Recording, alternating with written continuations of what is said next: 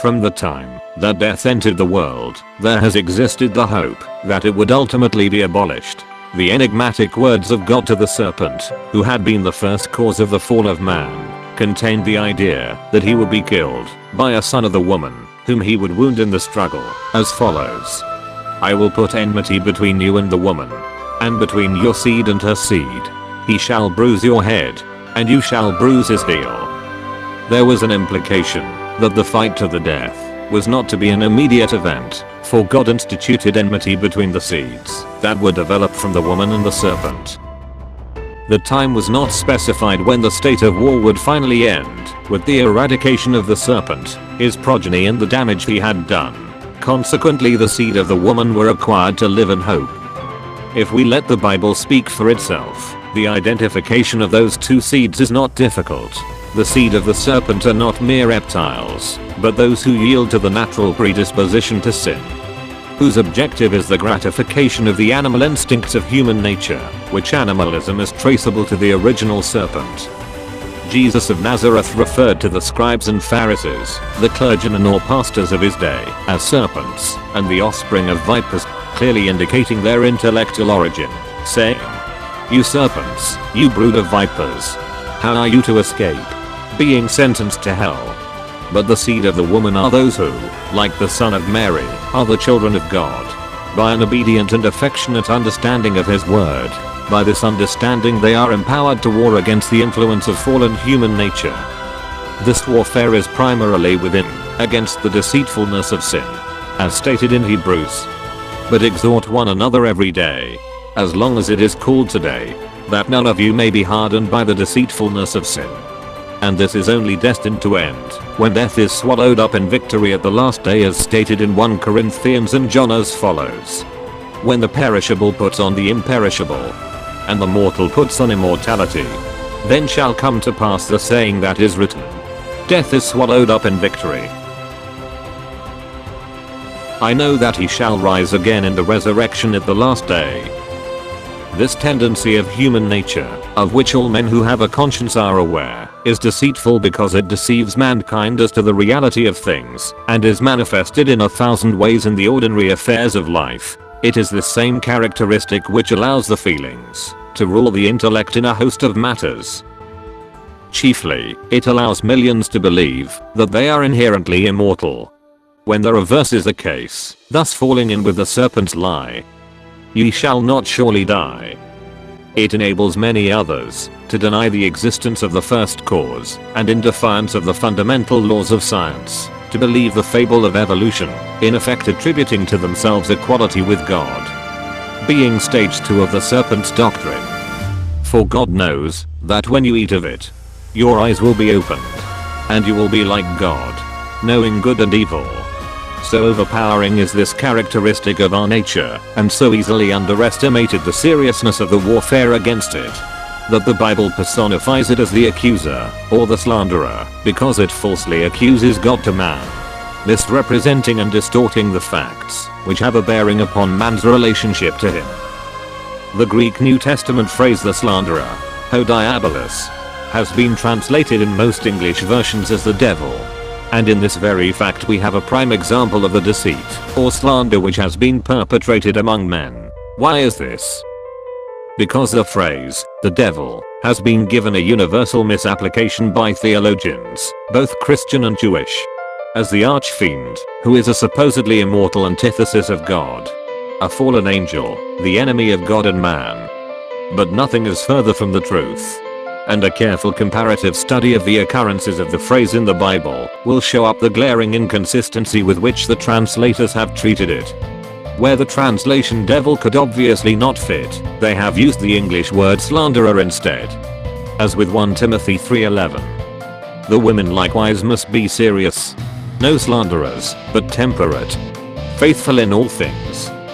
Could you see that if devil was used here to describe how wives should act, would be inconsistent with the anti-God image of the word? Also, looking at the passage of 2 Timothy 3, we see, when Paul was talking about the people of the last days, he says there will be slanderers, not devils, as follows. Inhuman, implacable, slanderers, profligates, fierce, haters of good, But where it suited their theological fancies, they have preferred the translation devil. Thus the bulk of Bible readers are deceived as to the true nature of their troubles, and blame it all on an external source of evil which doesn't exist. What is signified by the phrase, the devil, is explicitly clarified by its occurrence in a passage in Hebrews 2:14.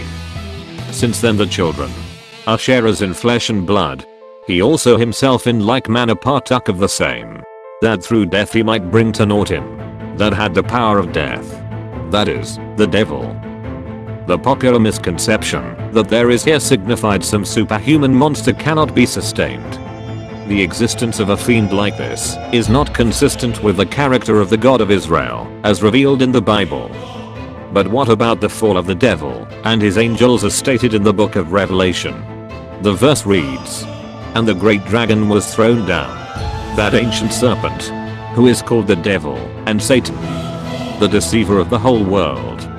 He was thrown down to the earth, and his angels were thrown down with him."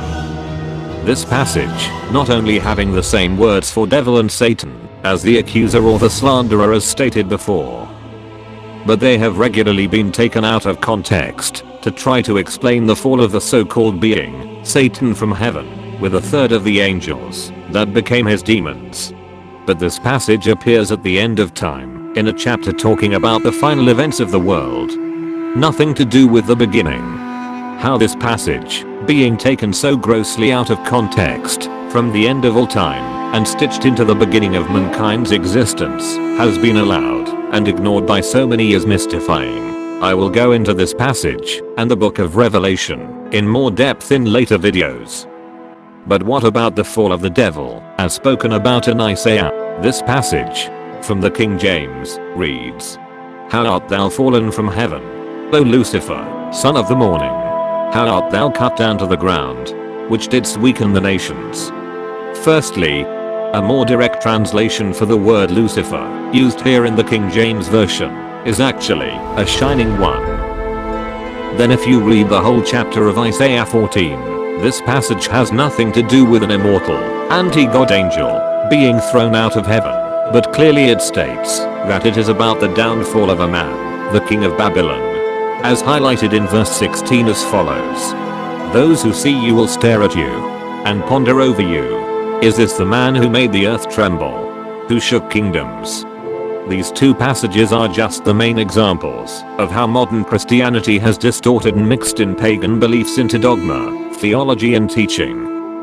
Going back to the Hebrew passage mentioned before, the key to identification lies in the clear definition, him that held the power of death. Our previous consideration showed that sin had the power of death, sin that became a sickness in man's constitution, distorting natural desires into the lusts of deceit, as follows. "Put off your old nature, which belongs to your former manner of life, and is corrupt through deceitful lusts," and thus producing both transgressions and death.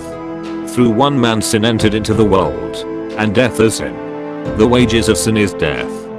This conclusion fits perfectly with the Hebrews passage since, by partaking of flesh and blood, Jesus became engaged in that internal warfare against sin and death, in which all who aspire to immortality and peace must persevere. But unlike Jesus, who, with the full armor of the Word of God, never conceded ground to the adversary within, all other men have succumbed, to a greater or lesser extent. They have felt the deadening effects of the serpent's bite that makes the heart deceitful above all things and desperately sick. As stated in Jeremiah, "The heart is deceitful above all things and desperately corrupt. Who can understand it?" As an hallucinatory narcotic, sin distorts reality, enabling people to put off the day when they will devote time to the consideration of the issues of life and death, and producing the subconscious notion, "It won't happen to me." It induces that condition of mind which constitutes the breach between man and his maker.